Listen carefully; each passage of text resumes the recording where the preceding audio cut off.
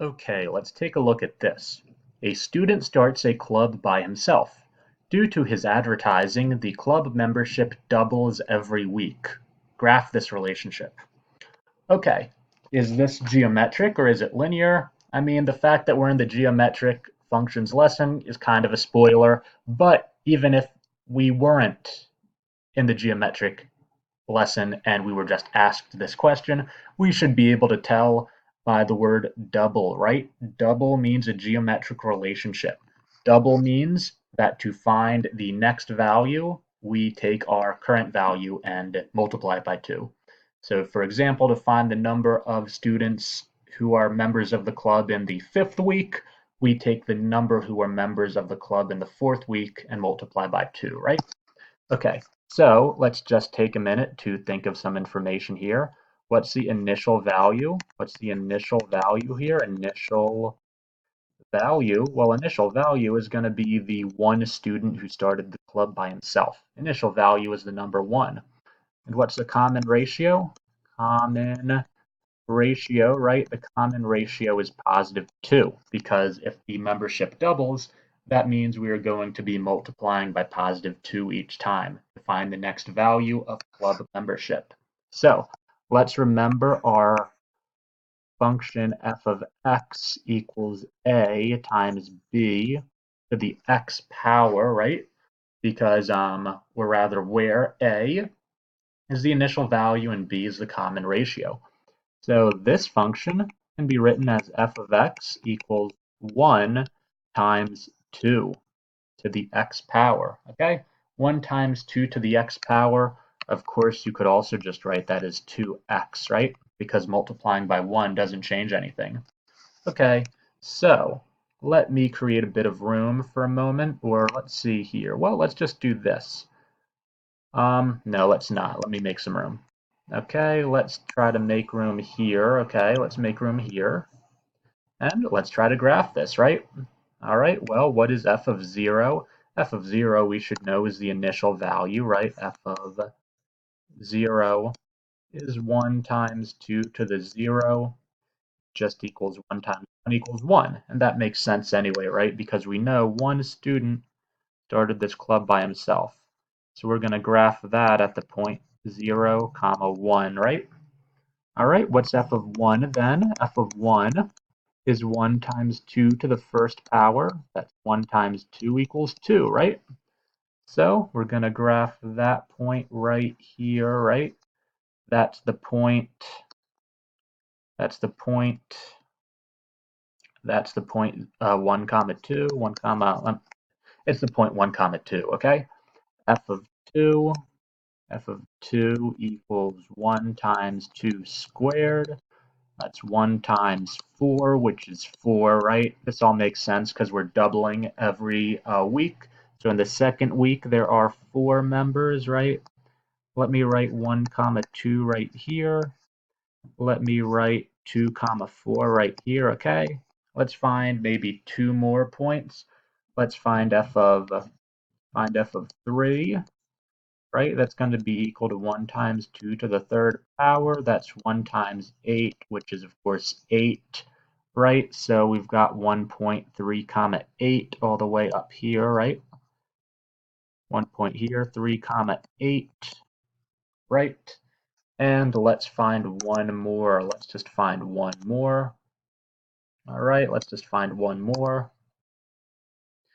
Let's get f of 4 going to equal 1 times 2 to the 4th power, right? That's going to equal 1 times 16. That's going to equal 16, right? So we've got another point, 4 comma 16, all the way up here, right? All the way up here, 4 comma 16, right? Okay, now this grows really quickly, doesn't it? And this isn't a line, is it? This is not a line. This is a curve. This is a curve. Let me see if I can possibly draw this somewhat correctly. Not anywhere close to perfect, right? But this is a smooth curve, not a straight line. And that's how we would graph this relationship, or that's how we would graph just about any exponential function. Okay, let's look at this more abstract example. Graph an exponential function with an initial value of +4 and a common ratio of 1.25. Okay, so often we've been seeing our common ratios written as fractions, right? And in general, it's going to be pretty common to see your common ratios written as fractions, but they don't have to be, right? They can be written as decimals, like in this case, 1.25. Okay, so let's remember that we have our form of exponential function f of x equals a times b to the x power, right? Where a is the initial value and b is the common ratio. So in this case, we're going to have f of x equals what? Here we're going to have f of x equals 4 times 1.25 to the x power, right? Okay, so let's start graphing. Well, we already automatically know 1 point on this graph, right? Because we know the initial value is always going to occur at f of 0, right? F of 0, that's always the initial value. We could also figure this out mathematically by plugging x equals 0 into our formula, right? 4 times 1.25 to the 0 power. Anything raised to the 0 power is equal to 1. This equals 4 times 1, which equals 4, our initial value. So let's graph this fella right here.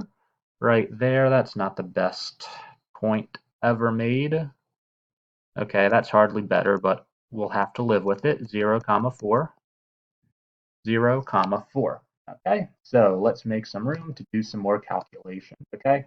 Let me erase all of this and let me just put our function up here. F of x equals 4 times 1.25 to the x power, okay? So let's find f of 1.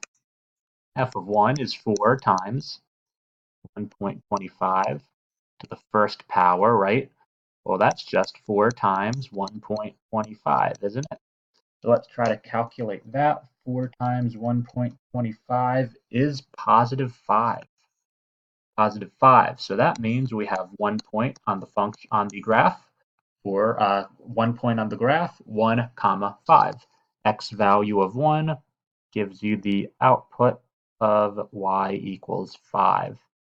So that there is 1, 5. All right, let's try to figure out f of 2. F of 2 is going to be 4 times 1.25 to the second power, right? That's going to be 4 times what? That's going to be 4 times, let's round it to 1.56, okay? And what is 4 times 1.56? It is 6.24, okay? So that means we're going to have a 0.2, 6.24. Not going to be able to graph that perfectly, are we? But we can graph it, say, right around here, okay? Right around here. Right around here, going to call that 2, 6.24, okay? Pretty close. Pretty close. All right, let's maybe find a couple more points. Let's try to find maybe f of 3 and f of 4, okay? Well, let's definitely find f of 3. Let's find f of 3 equals 4 times 1.25, right? The third power, right? That's going to equal 4 times what? 4 times, well, 1.23 to the third power is, let's round that to 1.95, okay? And 4 times 1.95, that's going to be about 7.8. So that means we have a 0.3, 7.8 on the graph of our exponential function. Let's find where 3 times 3, 7.8, it's going to be like right around here, right? A little bit less than 8, okay? So that's going to be 3, 7.8, 3, 7.8. Well, since we have a useful formula that we can plug any value of x into, let's skip ahead and try to find f of 6, since we can, right? We can do that. What is the value f of 6? Well, that's going to be 4 times 1.25 to the 6th power, right? That's going to be 4 times what? 1.25 to the 6th power. Let's round that to 3, let's round it to 3.8, okay? And what is 4 times 3.8? It's going to be around 15.2. So we know we're going to have another point on our graph, 6, comma 15.2. 6 is right here. Graph 15.2 right around here, right? 6, comma 15.2. So we've got a number of points for our graph, and we're going to connect them together in a smooth curve, right? Not a straight line, but a smooth curve.